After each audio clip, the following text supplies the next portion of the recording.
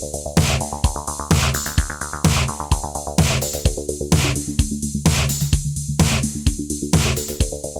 there, podcast fans. I'm Mina Rizuki. Welcome to the Telegraph Audio Football Club. On the podcast today, Liverpool find a way past an impressive Chelsea to maintain their 100% start to the season. Man City deal out a walloping against Watford, and Spurs and Manchester United falter. Is anyone surprised? Elsewhere, Arsenal come from behind twice to squeeze past Aston Villa, and there's a Champions League review and a stuttering Barcelona. Okay, so we're in the studio. There's no Tom Gibbs, but we do have a wonderful panel for you. Let's start off with the tactical master that is JJ Bull. Hello, JJ. Hello. How you doing? I think I have whiplash from playing football yesterday. I get absolutely battered in about the first 10 minutes when I took a guy on the outside and then looked for the foul and I got taken out. So no Mel Gibson in Gladiator then? I don't know if he was in Braveheart. Gladiator. I forgot the name of the film, so that's just terrible. How are you, Sam? Sam Dean with us. I'm very well. I'm good. I'm pleased to be back, as ever. And of course, the legendary Matt Law. Hi. Aston Villa fan. How have you been? Have you missed us? No, not at all. Oh, well, that's lovely. Sorry. He has returned legendary, so that's... Yeah, I think we need to take that name off now. Let's go straight into it because there have been some fantastic games over the weekend. Nothing more exciting, perhaps, than Chelsea-Liverpool. Liverpool maintained their 100% start. This is despite many of us wondering whether or not they were going to be, a little bit tired over the summer. Me. So, who will be the first side to take points off them? Oh, probably Man City. Chelsea should have done yesterday, for sure. I mean, they missed two very good chances, Tammy Abraham and Mason Mount. That's not to say Liverpool weren't good, but Chelsea will feel that certainly they should have got a point. Second half, I was actually surprised at Liverpool. They didn't really... They started it very fast and Kepa made two good saves, but then after the first 5 minutes of the second half, I thought it was pretty much all Chelsea. And a sort of a different Chelsea who may be a bit less naive and a bit more clinical would have certainly got a point, if not 3 points off them. I thought Liverpool got away with it a little bit on Sunday. Have you felt that way before over so far the start of the season, that Liverpool can get away with it sometimes? If I'm honest, I haven't watched them close enough. I think that was the first time I've seen them live this season. So, but I was surprised because when they went 2-0 up, I feared for Chelsea. I thought they were going to get spanked. Yeah. And I thought Liverpool would really sort of keep their foot on the throat, as it were, and go for them. And they actually didn't. I thought they got a little bit sloppy. I agree with Jose Mourinho that Salah went missing a little bit, I thought, up top. And I thought there was a real chance there for Chelsea. But it's a big win for Liverpool. Their record away at the top six hasn't been great. After what City did to Watford... after 6 games, we're already kind of looking for responses from teams, which seems a bit ridiculous, but that's the nature of the fact that it's so clearly just a 2-horse race so early. And they needed to respond, and they did, so it's a big win. You know what? Liverpool are just really good at the fundamentals, and they're really good at taking advantage of so many situations. Brilliant at set pieces, 33 goals since the beginning of last season. Sam, what is it that they're doing differently? Well, I think they're doing the same things they always do, but they're doing them very well still, and they do them so well that other teams don't know how to fix the problem. I was thinking about the set pieces thing, and I haven't got any analysis or statistical evidence to back this up, but if you think about the way they play and how high they push up the pitch, that a lot of the game when Liverpool play is in the opposition half, and they also have wingers such as Salah and Mane, obviously, who win a lot of free kicks because they're technical and they dribble at players. And then when you've got Trent Alexander-Arnold whipping in deliveries like that and people like Matip and Van Dijk attacking them, you're always going to be a threat. So they've got that sort of dual threat of, which I don't think City have as much, which is Liverpool can sort of threaten from set pieces as well as in open play, whereas City a bit more not one-dimensional. That seems ridiculous to say, but Liverpool can go to someone like Burnley and put crosses in and challenge for goals, whereas City have to play their own way. And maybe that sort of thing will give them an edge, a tiny edge perhaps going forward. JJ, we felt like Napoli sort of gave us a little bit of a blueprint on how to play against Liverpool, perhaps how to stop them attacking as effectively as they do in the Premier League. And yet it just seems like not many people perhaps know what to do when they face them in the Premier League. Well, the problem is you're playing one of the best teams in Europe when you come up against them. If you try and sit deep, they end up finding a way through. If you try and push them high, then they go over the top if you can get in behind. They have everything really well balanced. I think the midfield is key looking at it. And we talked about the defence being solid and everything. But they have players who win the ball and they have players who provide the platform for everyone else to do what they need to do best. And you don't need... one of the things they played, I think against... Who was it? They played Alex Oxlade-Chamberlain in midfield from the start. It was against... Was it Newcastle? I think it was. Yeah, it was Newcastle. Which makes sense because he can shoot from long range. So they've just got everyone who can play in this different bit. So they're playing against a team who sits deep.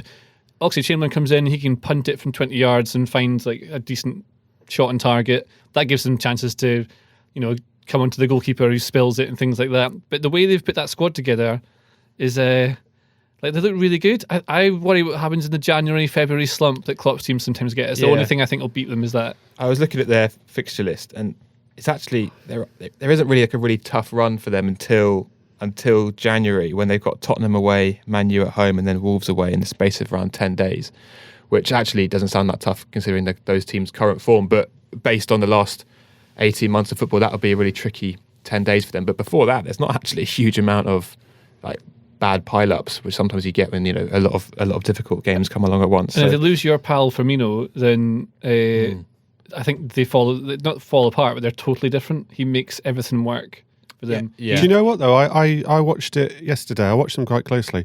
I think there is a problem between Salah and Mane. Do you? Yeah, I don't think it's a one-off. You think that's stage over now? Yeah, I think there's a problem there. Did you notice anything there in the Champions League game as well? I didn't see it. I was watching Chelsea. Right. I saw a problem in see the Champions League between those two, and I agree with Matt, because you can tell that the Mane thing, him spilling over, is the build-up of a long time of Salah stealing the stuff that we talked about in the pod before. It's not a one-off, is it? But in against Napoli, there's a couple of times when Salah was in Mane's position trying to take shots that Mane should have, and Mane, rather than going nuts at him, just sort of stands and like breathes out and looks at him. There was that yesterday. There was a couple of occasions when Salah didn't pass to him when he should have passed to him as well. And now you're looking for it. That's the thing. I would never have noticed it before, but now you're looking for it. And he didn't pass to him in a couple of good positions, and you can tell Mane's just not happy about it. There's a problem there. It's not just a little one-off. It's not just all jokey. Oh, everything's fine. I thought it was to start with, and I misread it.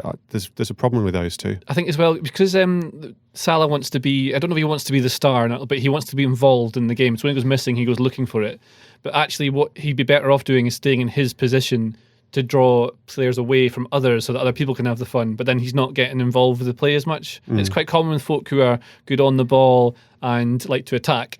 But exactly what you're saying. You can see it. But Salah didn't... what's changed, do you think? Because I would say that Salah's game ever since he came to Liverpool has been quite, lots of shots, lots of dribbles, trying to do his own thing. Do you think Mane's now got a different view of himself within probably the team? They shared the top goal scorer last season, didn't they? I think Mane's probably now like, okay, I'm your equal now. Yeah, why is he not getting the same credit? Why is he not hailed as this amazing player? The first season, I thought that Mane adjusted a lot of what he did, and I thought he sacrificed a lot on a tactical level to also help Salah integrate himself as well within Liverpool. And maybe he just feels like, I'm not going to do that anymore. I'm not going to be the guy that sacrifices. I want to also be the star. Yeah, you step up. It's like a promotion. It might not end up being a problem. They might just go the whole season being a bit sort of annoyed with each other. There's been plenty of strikers who've done that in the past. Yeah, exactly. It doesn't mean that everything falls apart. No, but I'm not having it that there's not a problem between the two of them. Might also drive them on a bit if they've got that little bit of fraction going on and be like, I'll show you, and that might help. Yeah, it might actually help in the end. But actually, that's interesting because what about Chelsea? Like, we talked about the fact that they had chances.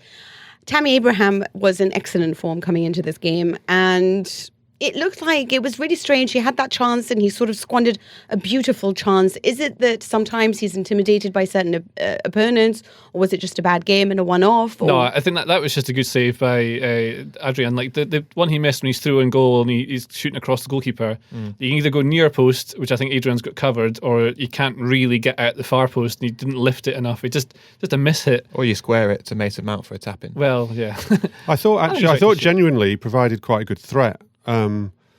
But I do think with Tammy Abraham, and I thought this all of last season, he is a striker who needs a lot of chances. If he's not someone I don't think you can rely on.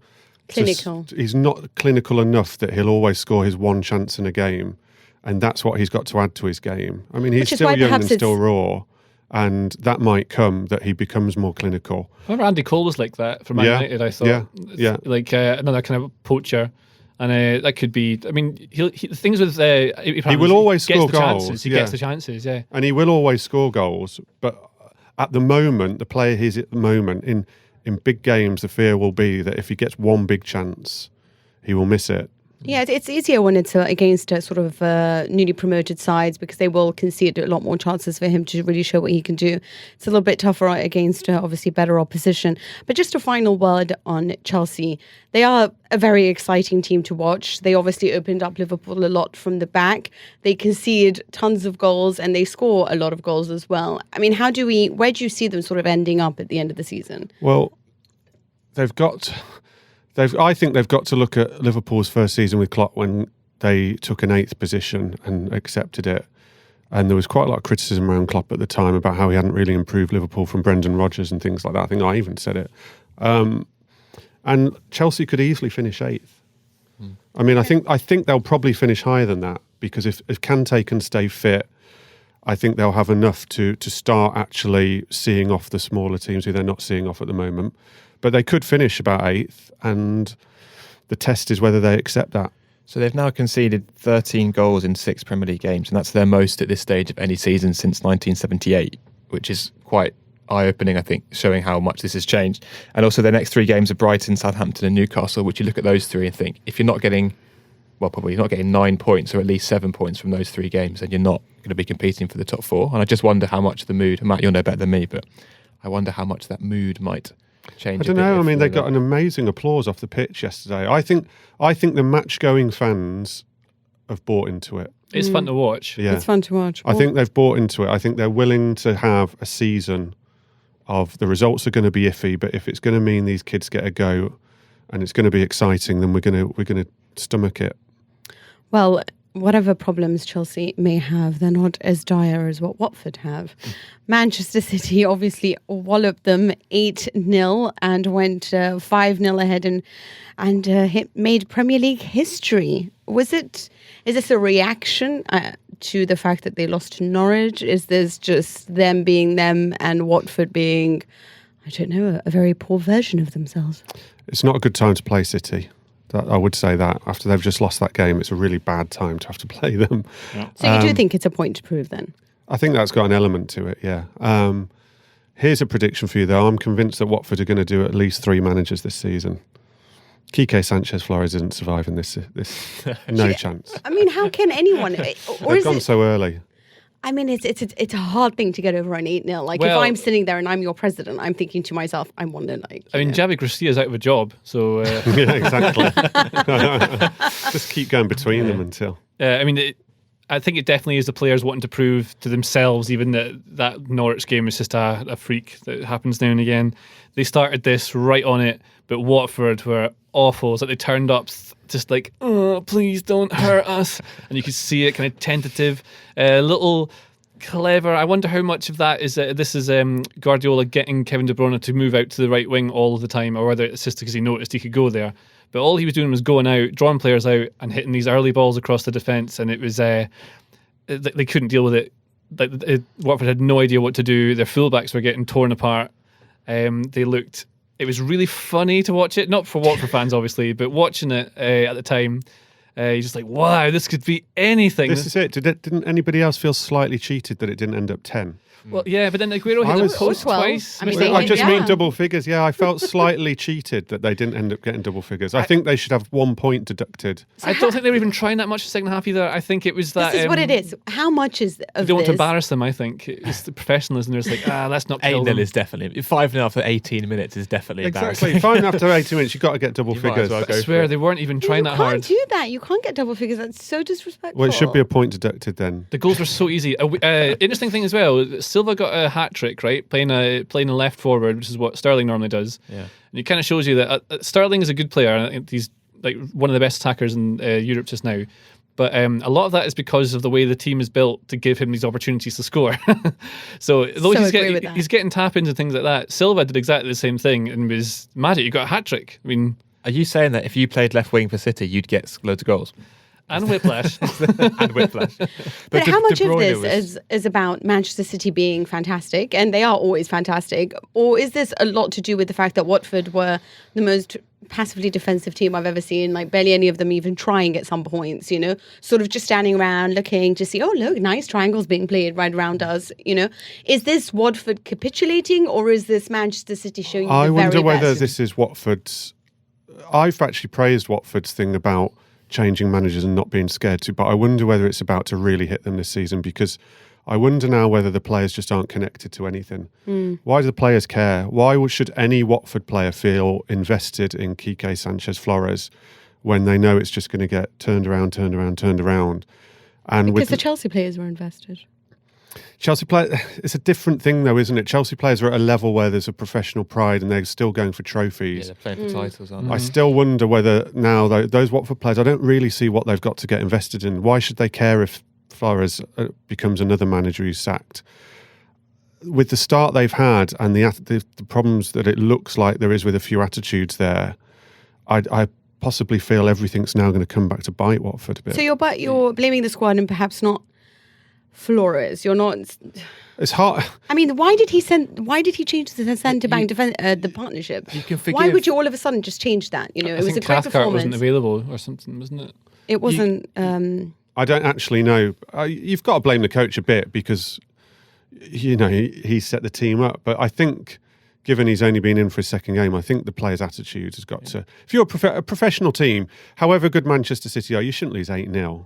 You should be able to, at some point, set yourselves up where you just stop. But then because I think because City scored in that first minute, this is the thing as well. It just happens quite a lot. You just concede in spells of like 10, 20 minutes, and then eventually you find you get back into your grounding when you are. And that was the problem, is that they were already up 5-0 within that opening spell. You can forgive a team for not getting close enough to De Bruyne after an hour of chasing City, and you're tired and it's getting to you, but. It's 52 seconds, and they let De Bruyne just pick his cross out. And you know, of all the players to give that space, like he's the best cross of the ball we've had probably since Gerrard in the Premier League. Like he's taken the mick with some of his deliveries this season, and like that's 1 minute in. That's got to be on the players. There's no way Flores said, "Oh yeah, give De Bruyne a load of space to pick out his man." Why not? That's got to be the players. Sort of he's a genius. Not being intense enough, not pushing enough.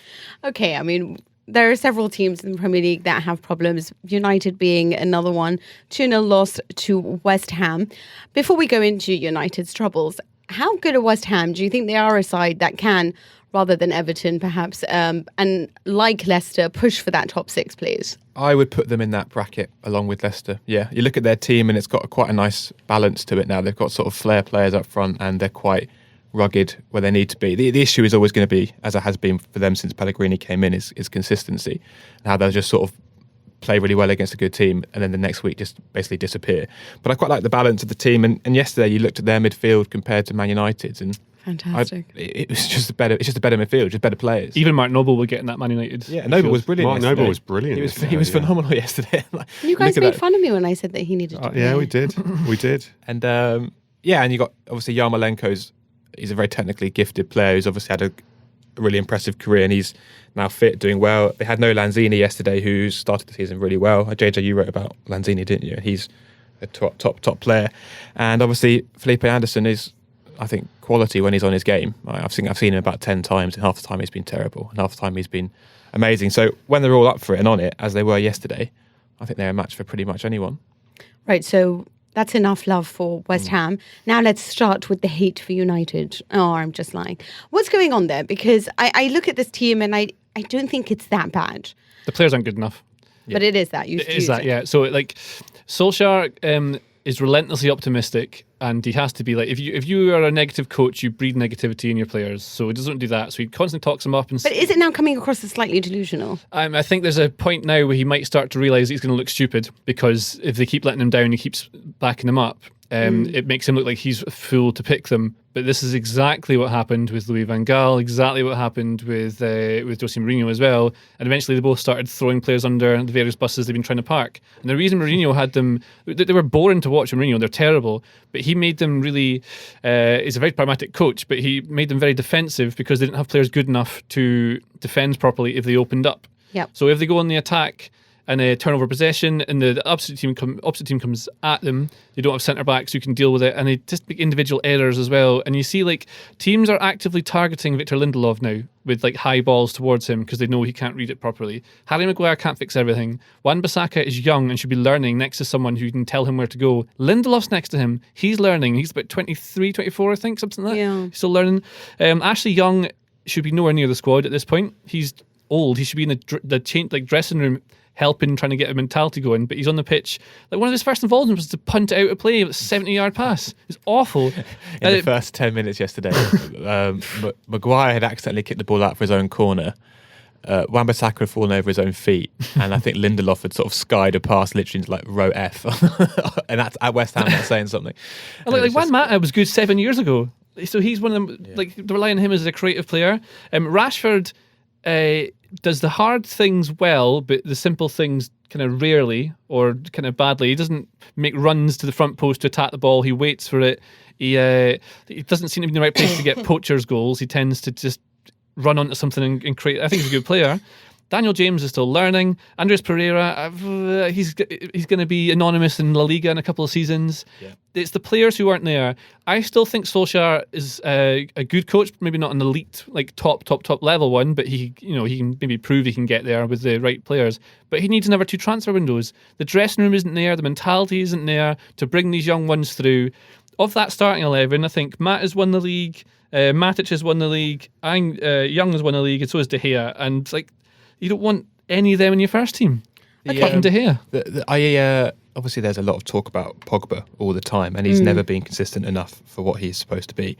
But you can imagine, if you're West Ham, if you're Declan Rice, for example, when you look at that Man United team sheet yesterday and you see Matic, McTominay and Mata, That's you exactly you what I must was just look at it asked. and think, that's just like, I'm going to have an easy day here. I'm just going to bully them. Whereas when you see Pogba, you think, okay, this guy's bigger than me, he's stronger than me, he's faster than me, he's got more skill than me, it's going to be a tough one. And just like the lack of star quality in that team yesterday was just really quite striking, because we've all grown up with United teams being attacking, thrilling, top level players, and it's just so far away from that right now. And obviously there are injuries, and Pogba and Martial changed the look of that team a bit. But Pogba especially, I think he's their only top elite level player. He's the only one. I know he makes mistakes and you can call him out for loads of stuff, but United now are where Liverpool were in the 90s, basically. Off the back of that, great manager, a rugged Glaswegian came in and made them slightly worse. And now they don't have players good enough to take them to the level that they need to be at. They've wasted too many transfer windows not bringing in quality that they needed. The structure hasn't been there for too long, and what they need now is to look at what like Liverpool did post Rodgers when they took Klopp in and accepted an 8th kind of place. And Solskjaer is the man who would get them to this 8th place, and they have to have faith that he's the one who would then get them above that. But like, dropping down that low is lower than they were even last season. I don't know why you'd have any faith in him, though. There's If you nothing, asked me, there's nothing that makes me think you should have faith in him. I don't know why you think he's a good coach. Because I know it's Norwegian football, maybe not the best, but he took Molde from where they were relatively mid-table obscurity and made them very good. He won the league with them the first time, I think, in his first or second season, and then he won it again, and he won the cup. He won the reserves of Man United. It doesn't really matter, but it's still a level that shows he knows how to win a league. Then when he went back to Molde after the disaster at Cardiff, he again took them from, they'd fallen down again once he'd gone, and took them back up the challenge again. So he knows how to put a squad together in a different league to challenge, and he knows what it is to win. He's also got experience of winning as a player under a very good manager. I know it looks like he may not be a great coach, but he's not got a great team just now. He's got a team that are pretty much suited to being, I would say, top 8 at the moment. And if he says the right things and he sees that he wants to play in a certain way, which is what the fans want, he's got a coaching team there that's quite young. So Mike Phelan is a good coach. And it was there when Ferguson was there. The other 2 main coaches they've got are Michael Carrick, brand new to it, and Kieran McKenna, who is highly rated, but again, he's a young boy, so I think he's about my age actually, I think. And what a lot of these managers who win things will have older coaches. Like look at Guardiola's team is a lot more experienced. Arteta is probably the youngest he's got on that sort of bench. And even the coaching staff behind the scenes, everything's just not quite there. But with time, as long as they trust in that project that Solskjaer can be the guy that does it, they should be okay. But with Klopp, you had high level proof he'd done it. Yeah, exactly. This is the thing. Solskjaer's currently their only striker as well. Also, if I look at this team, I actually don't think the defense is not that bad. Even you can have a great defense, but if you don't have a system, it doesn't work. And I don't think the forwards are that bad. I look at that, and for me, it's the midfield. Like, if you ask me what's the difference between them and any team going forward, I would change all their midfielders. If I had, I don't know, a Rakitic, a Kante, I think that team could do so much better. So can they even attract those types of players that will make the difference for United going forward? They should buy Ndidi from Leicester and John McGinn from Aston Villa, and Madison from Leicester. Yeah, that would make them a good team. Again, none of these guys though have the experience of Champions League or anything of a higher level. Yeah, but they're just really good. No, I know they're good, but I think that what they need sometimes is a nice blend of veteran experience and youth. But those they've tried getting in these veteran players, like they've brought in Ibrahimovic to brought in. Not dying veteran. I'm talking about sort of Schweinsteiger brought in. They thought it'd be you bring in experience, right? When are you going to get them? If they're at the peak level, what mental club would get rid of them? None. The money it would take in to get someone like Sergio Ramos peak level, you're not going to do it. You have to buy a player who's not got that peak experience, like Virgil van Dijk at Southampton, and bring them in and take them up. Who would you buy, Mina? Who are you suggesting? I don't know. I mean, I think Rakitic they could have gone. I think he's a fantastic player. Yeah, I mean, he's slightly older now. You don't get much years out of him. Yeah, or you only need one or two. You need him to show the guys going forward what they need to do. It's just about their intelligence in midfield. And then if they start winning again, or at least reaching top four, then they can start attracting a little bit more talent. But with them not going for this, they keep falling down lower and lower, the pecking order. And even less players want to go there at the moment. I mean, it's crazy to think in a world where Paulo Dybala would rather be on a bench than go to United. I've never thought of that in my life would ever be serious. But enough of them a second. We have to move on. Can I make a quick point about Wan-Bissaka? Yeah, sure. I know you have to move on, but I'm going to make a point anyway. Obviously, he has all these amazing tackle stats that everyone talks about. Like, he's made the most tackles of anyone in Europe. He never gets dribbled past. But yesterday, there was a point where like West Ham were like going down the left wing, and it was literally like in the corner flag, going nowhere. Like three United players around Cresswell, I think.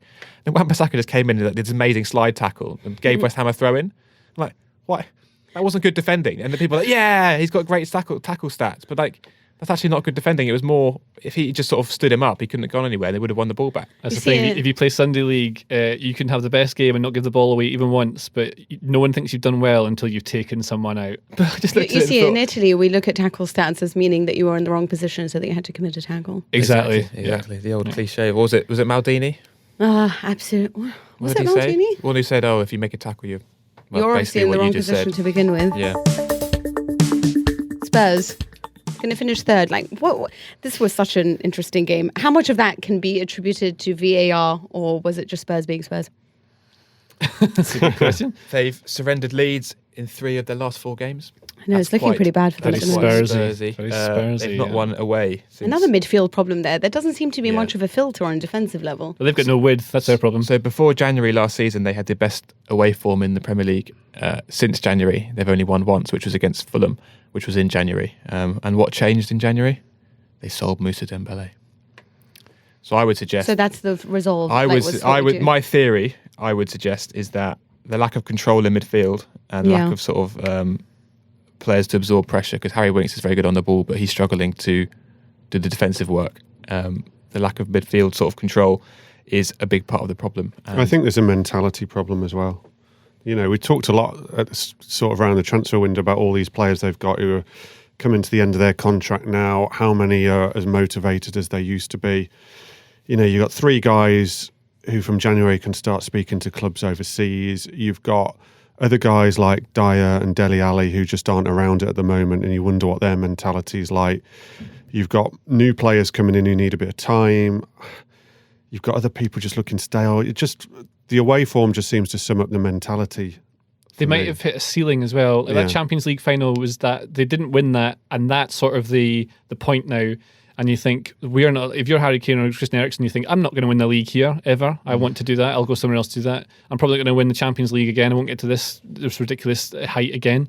A cup run doesn't really matter. You want to be playing at the very highest level, and I think a lot of the players realise that's where they are. And what they've got on, like the squad they have, like talk about a lack of midfield control. They have no wingers, no natural width, so they're relying on their fullbacks. But everyone knows it now, so they just keep them pinned back. Absolutely. And it's really easy to defend against them. If you look at their touch maps at like average positions, as a team, they're always right through the middle. Like there's almost all through the middle third. And all teams have to do is sit deep against them and they run out of ideas. They didn't play Eriksen again. Was there a reason he didn't play? Is it just tiredness? Not that I know. No, from just Athens? rotation. And it just changes everything up. And Harry Kane, I'm still yet to figure out what's quite wrong with him, but he's not playing the same way he used to. He's not playing off the last man. He's not shooting as much as he used to. He's dropping, I think, because he's wound up by everyone else not doing the stuff he thinks he should be and looking for the ball all of the time. Is it because Ali's not alongside him? Maybe, but then you've got Son off of him, so I think Son's doing the running that he used to do, or he normally does, rather than Son being out wide. So when Son's wide and Kane's fine through the middle, but because he's next to him in a 2 and he's got Lamela behind him, I don't know what Lamela does either. Like, he's quite a good footballer, but he doesn't seem to actually do anything. I know The what you're defence is talking getting about worse there. as well. You know, Alderweireld and Vertonghen Yeah, not foundations. are that just they- sort of getting a percent lower. They're not getting any better. Sanchez is a bit rash when he comes in. Fullback's an issue. The Trippier thing looks like a mistake now. There's issues all over the place for Spurs. What about James Madison? He was fantastic. Probably the shining light of the weekend in terms of performances. Why do you think Southgate is reluctant to give him more minutes? for England? I know This why. is my big bugbear of the last international break, and I know this is very retrospective to go back to.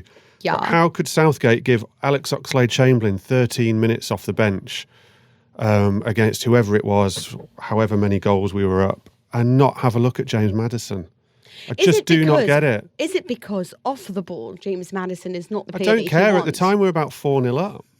Yeah, it's true. What It's do you not really like care it was at from that the start point? of a game. Just have a look at him. And if you have to change your formation to do it in a game, have a look at him. You've got to have a look at him. Okay, Is the so we know. formation, Southgate said before that because we play with a 4-3-3, we haven't got a number 10. So I Madison get that doesn't from match. the start, but in a game you can change formation. Exactly. And when Yeah, you're exactly. winning a game easily, change formation, have a look at him. You have when to he's be clearly versatile that- and yeah. adaptable. I think especially when he's clearly that good. Yeah. He's playing this well. Like, what message does it send to someone who's doing this well, young? And it's not just in the last few games. It's for like a year now. It'd be a whole change in system, though. This is why I think he hasn't put him in just yet, but maybe will in the future, because they're playing that 4-3-3, which is very different to 4-2-3-1. And the reason is they want the midfield three to be people who win the ball and keep it very sturdy. They don't want any unnecessary flair or things like that. It's meant to be quite I don't know what the word is, just rigid. You know, that kind of midfield that sits between the defence and the attack, so that way they can play more forwards in central positions like Kane, Sterling and Rashford all at the same time. So they get that. As soon as you put Madison into that, straight away you've only got two midfielders covering that same amount of space, and he'll go forward and drift into spaces behind it. But he'll actually end up operating in the same spaces as players like Kane when they drop into the hole. And it makes that whole thing not work, and you have to rely on your fullbacks to get forward to give you width, and then all of a sudden you've got all sorts of other problems. But if you change to 4-2-3-1, then you have to have a wide left player as an inside forward probably, or a winger. But I don't know if England still don't have one of them yet, do they? Well, Maybe not, this but you deserves could another go- pod. Sterling? Deserves another pod. Probably we have ahead of to, the next England get together. Oh, yeah. Yes, but we want to talk about it a little bit when we talk about mentalities, fragile mentalities. Arsenal look like they might have overcome it this weekend when they came back from Aston Villa's goals and actually won that match. Matt, I'm sure that was. I'm very not talking disappointing. about it. I'm not. I'm not talking about it. I can't talk about it. Sam, you talk about it. On the positive side for Arsenal, when Unai Emery came in, what he was told by people both within and outside the club was that, and what we all knew was that Arsenal were feeble, a bit weak, a bit fragile. His first or primary objective last season, and since he took over, he says, has been to sort of make them tough again, make them mentally tough, make them fight, make them competitive, reinstall that spirit that was lost in the final years of Arsene Wenger. If we look at it from that point of view, which is if that's his top objective, this was a really big step forward for them because it showed a lot of that spirit. But then you go beneath that and all the same problems that we've been having this season remain, and all the actual technical on-pitch problems are there, and everyone can see them, which is that they are so wide open. It's hard to believe how open they are. I mean, I was in Frankfurt with them last week, and that game could honestly have finished about 5-5.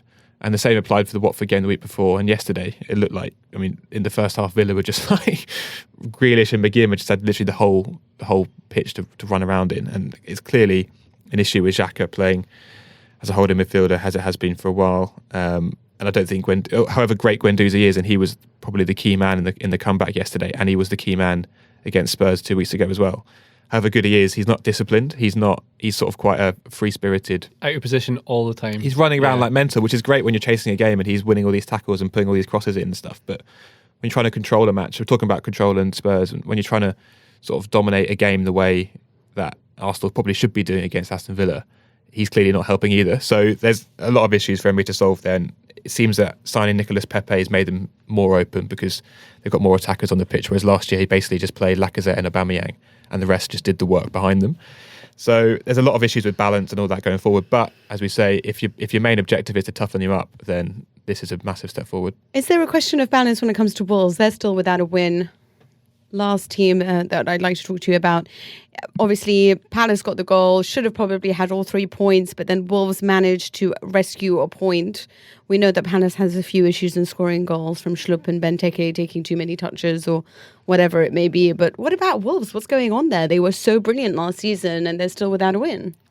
I think it's a case that, as we predicted last season and have mentioned a couple of times this season, that teams know what to expect from them, and they don't have the same the same kind of momentum that they did last season to carry them through a lot of these games. They're having to manage Europa League and switching back and forth. The defence isn't exactly the same as it was last season either. But Crystal Palace should have won this. They had loads of chances to win it. Hodgson was furious at the end. Can't blame him. Benteke one. Yeah. Stop taking so Straight at many. the keeper. It was so annoying to watch. He practices every day in training. How is he still hitting it straight at the goalkeeper? That's a confidence thing, isn't it? When you're just so desperate to hit the target, you end up hitting the keeper all the time. And the only way to get over it is to score. Yeah, it's such a... It's impossible to fix, yeah. I was alarmed I wasn't on the pod last week. I'd been to the Wolves-Chelsea games. I was really alarmed watching Wolves. I mean, their defence had looks like it's slightly gone to pieces. I wonder as well whether players like Neves and Moutinho, now they've sort of achieved what they have with Wolves, whether there's a bit of sort of Moutinho's contract is coming to an end. Neves has been linked with a lot of big clubs. What are they really going to achieve with Wolves long term? I wonder whether a little bit of focus has gone. It'll be interesting the fact they've got this point, which will have felt like a victory, whether this kickstarts the season now. Let's see about that. We have now Champions League wrap. Liverpool have obviously been unbelievable in the Premier League. We know it's been sort of coming up to a week since they played this game, but Napoli did beat them 2-0, which was surprising because when the changes happened, we thought Napoli actually lost a beat, but ended up winning 2-0. What is it with Liverpool and their away games in Europe? What's it with them? I mean, it's just Napoli, isn't it? They lost their last season as well. So you think it's... No, but they also lost 6 of their last 8 away games in Europe. Well, Anfield's just this mysterious beast that carries them through a lot of things. And they did win the Champions League. Yeah, like the European form's okay. Do you think it's okay? Just okay. Is there anything to worry about, basically? I don't think so. I mean, teams are always stronger at home. Like statistically, there's a slight advantage to the home team, but in Europe, I think I'd love to know what the actual statistic is. But there's no difference that there are in the way they approach games. It's just that the home teams. I mean, the teams are playing against the Premier League are totally different to the ones in Champions League. So it is a different way you've got to play. You can't be quite so relentless. But you look at, like, Klopp has taken Dortmund to Champions League finals. He's taken Liverpool to 2 now. Yeah, he knows what he's doing, and it's just in him you trust. It's just like really good players who might achieve something in a very good team against Liverpool sometimes at home. I don't think there's anything to worry about. It's just that's how football goes. You lose games sometimes. Doesn't mean you've done something wrong when you lose. Absolutely. Well, sometimes with Pep and City, I do think that. But anyway, Chelsea, a little bit poor versus Valencia. Valencia have their own problems, obviously. Sacked Marcelino. Huge outrage going on with the fans at the club. They can't believe the direction they're going in. And yet they won against Chelsea. Yeah, they made Chelsea look what they are as well, a little bit naive. You know, you could kind of see what was coming. You could kind of see that they were going to nick a goal and that it would be enough. I think Chelsea are going to struggle. I thought it before, and I just think even more they're going to actually struggle to get out of that group. Do you think Spurs are going to struggle, considering that they threw away They're all 3 I points. tell you what, if against Spurs lose at home to Bayern Munich, all of a sudden that becomes tricky. But I it think was they'll touch get and go through it. last season as well. And It was. Well, it wasn't just touch and go. They were out of it last season. I mean, it was a miracle they got through the group in the end last season. And it will become tricky for them if they lose at home to Bayern Munich, because it means probably they wouldn't be able to have another slip. But I really think, you've got to think Ajax are the strongest side in their group. They're going to have to go, Chelsea are probably going to have to win in an Ajax or a Valencia to get through that group now, which I'd be surprised if they did it. Okay, so looking at the English teams in the Champions League, who do you think might not make it to the next round? I don't think I thought this from the start. I thought it'd be a miracle if Lampard gets them through the group stage of the Champions League. I think they would have been better in a group with one standout team who were by far better than all the others, and then the rest a bit rubbish and everyone's playing for second place, than this group they've got that seems very sort of equal. I think everyone will take points off each other, but I don't think Chelsea will take enough points off everyone else. Thank you, producer Joel, for that lovely rendition of Spanish music. It's now a song for Europe, which is essentially me just giving a monologue, but this time around I'm going to actually ask the panel because they've watched the games. So let's start with... I haven't. Okay, which games are you referring to? Well, JJ watched a little bit of Real Madrid. Okay, Barcelona lost 2-0 to Granada. The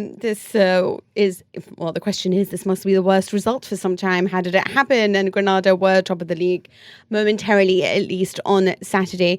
It's all getting a little bit troubling for Barcelona at the moment. I don't know why sometimes people look at them and think, yeah, they're sure favourites to win the league, perhaps because Atletico were rebuilding and Real Madrid have been rather poor for some time.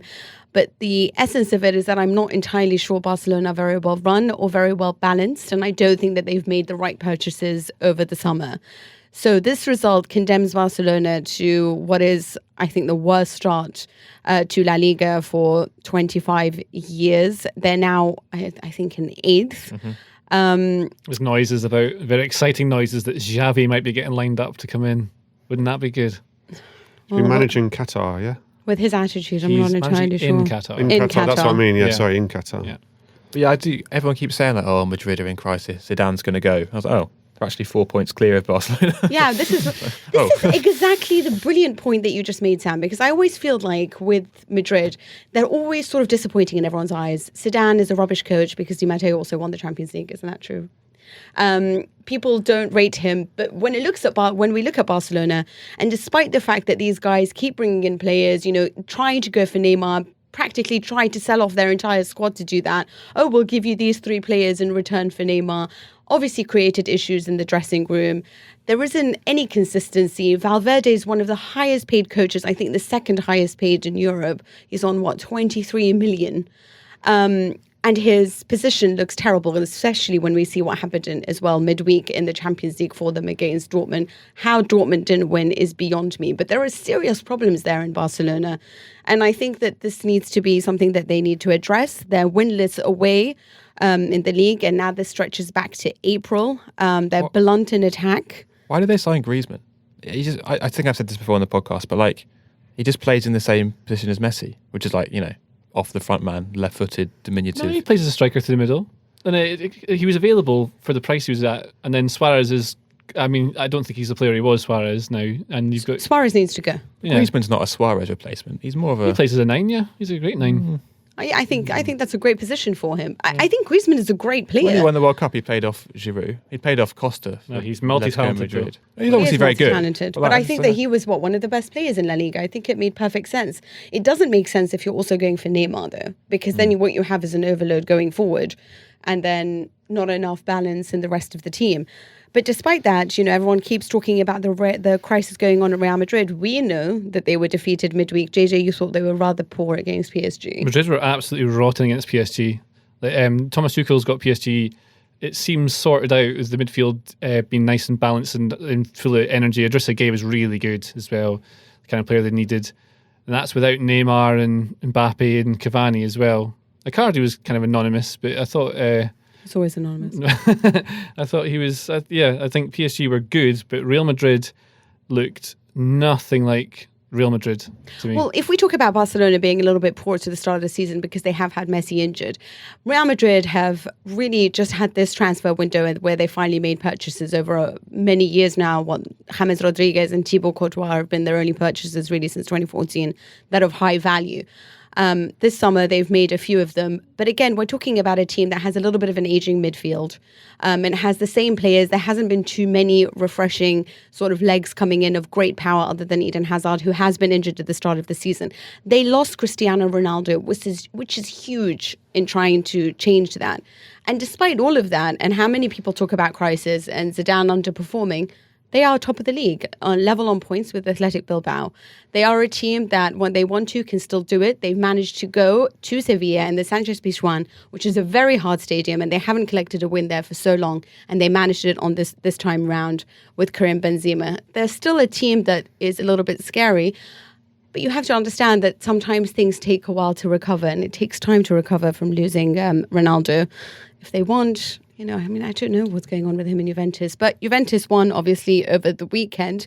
The other interesting news is obviously Lukaku. What do you guys make of his performances for Inter? He scored in the Milan derby. He's going to score a lot of goals, isn't he? 20 goals? This is interesting, actually, because, he got into a fight with the team. Yeah, but then they both scored, didn't they? Him and Brozovic. They did. Now, this is what's really interesting is last year, Brozovic had a little bit of an issue with Icardi, and now it seems like he has a little bit of an issue with Lukaku.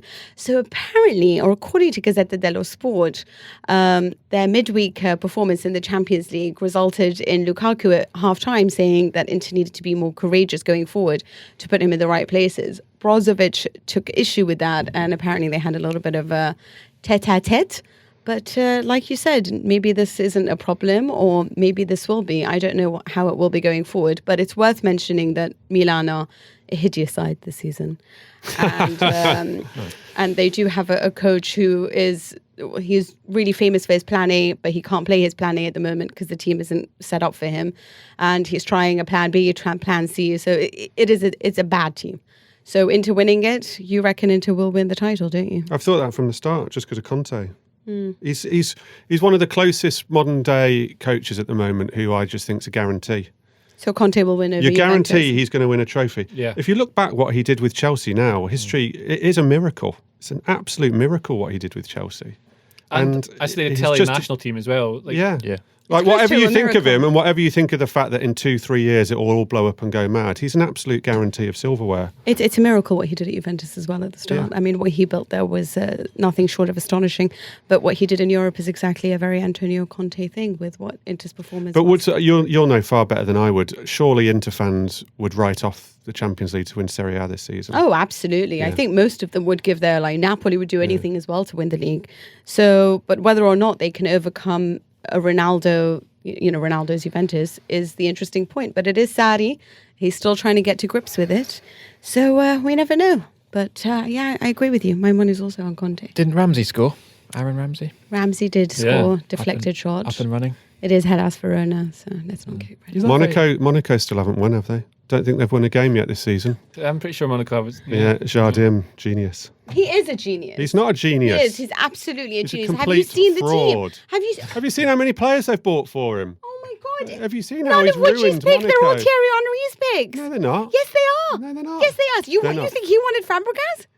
Fabregas is Thierry Henry's picks. Every single player from He sold Falcao. Fabregas onwards. They it's bought him nothing to Pietro do with Pellegrini, Thierry a Henry. 16-year-old, and was Nothing like, to come do on. with Thierry Henry. Monaco, how many players did Monaco sign in the summer? Hadim is nothing short of a genius. He's I'm a telling you, fraud. he's a genius. Fraud. Okay. We can't have this They conversation. haven't won a, That's they haven't gonna- won a game this season. Go away. Go away. Thank you for listening to the podcast. And don't worry, Tom returns to presenting duties next week. In the meantime, contact the podcast, afcpodcast@telegraph.co.uk. We'll read out the best of what you send us. Subscribe to the podcast, search for Telegraph Audio Football Club.